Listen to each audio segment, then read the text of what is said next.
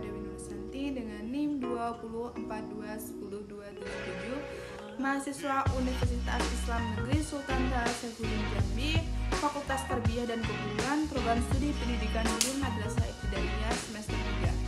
Baik, di sini saya akan menyelesaikan tugas dari Ibu Ica Wardani, SPD MPD dengan mata kuliah kurikulum pendidikan yang tugasnya yaitu menjelaskan tentang landasan kurikulum pendidikan. Baik, langsung saja ke pembahasan, yaitu landasan pengembangan kurikulum pendidikan. Apa sih landasan pengembangan kurikulum pendidikan?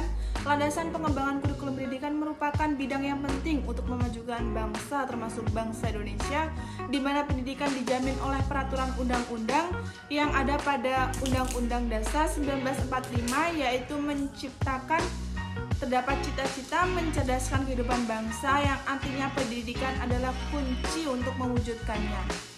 Landasan pengembangan kurikulum itu terbagi menjadi 4. Yang pertama yaitu landasan filosofis.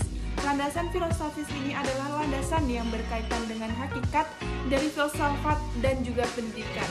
Filsafat atau pandangan hidup dalam dunia pendidikan bertujuan untuk memberikan arah bagi peserta didik dalam belajar.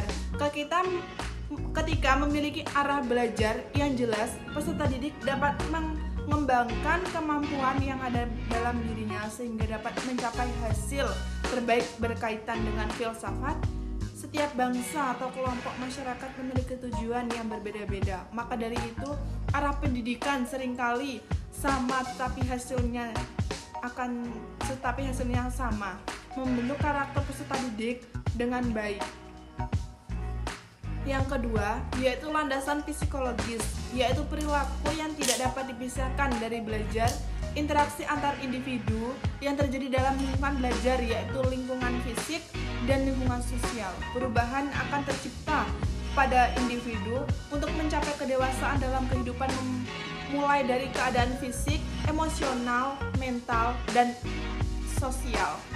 Pendidikan memiliki proses untuk mengubah perilaku individu agar lebih baik, tetapi tidak semua perubahan itu terjadi karena adanya pembelajaran. Psikologis pendidikan merupakan ilmu psikologis yang mempelajari bagaimana individu mampu menerima stimulus atau rangsangan dari luar untuk mengubah dirinya menuju kedewasaan hidup. Pendekatan dalam memberikan stimulus atau rangsangan yang terdapat pada membentuk karakter peserta didik sosial dengan apa yang diinginkan ada 3 macam. Pendekatan yang digunakan dalam psikologis pendekatan yaitu pendekatan kognitif, bioforistik, dan humanistik. Yang ketiga yaitu landasan sosiologis. Mengapa perkembangan kurikulum harus dilandaskan pada faktor sosiologis? Hal ini dikarenakan peserta didik merupakan individu sosial yang erat kaitannya dengan interaksi di lingkungan sosial sekitar berupa masyarakat. Nilai-nilai yang didapatkan selama proses belajar mengajar harus sesuai dengan nilai-nilai yang berkembang dalam masyarakat dalam membangun kehidupan. Sebab ketika individu telah selesai menyelesaikan pendidikannya, ia akan terjun pada kehidupan masyarakat yang mengaplikasikan apa yang telah dipelajarinya selama belajar. Budaya-budaya perkembangan di lingkungan sekitar dan sistem bermasyarakat menjadi landasan atau tumbuhan kurikulum berjalan pada dunia pendidikan. Yang keempat, yaitu landasan pengetahuan dan teknologis. Perkembangan ilmu pengetahuan dan teknologi telah mencapai banyak perubahan dibandingkan dengan waktu pertama kali beberapa abad yang lalu. Ilmu pengetahuan dan teknologi saat ini banyak didasari oleh pengetahuan pada abad pertengahan oleh tokoh-tokoh terkenal di bidang-bidang tertentu. Mengingat pendidikan merupakan tempat mempersiapkan manusia dalam menyongsong masa depan, maka pengembangan kurikulum harus berlandaskan ilmu pengetahuan dan teknologi. Perkembangan ilmu pengetahuan dan teknologi berdampak secara tidak langsung mencangkup perkembangan isi atau materi dan media pembelajaran.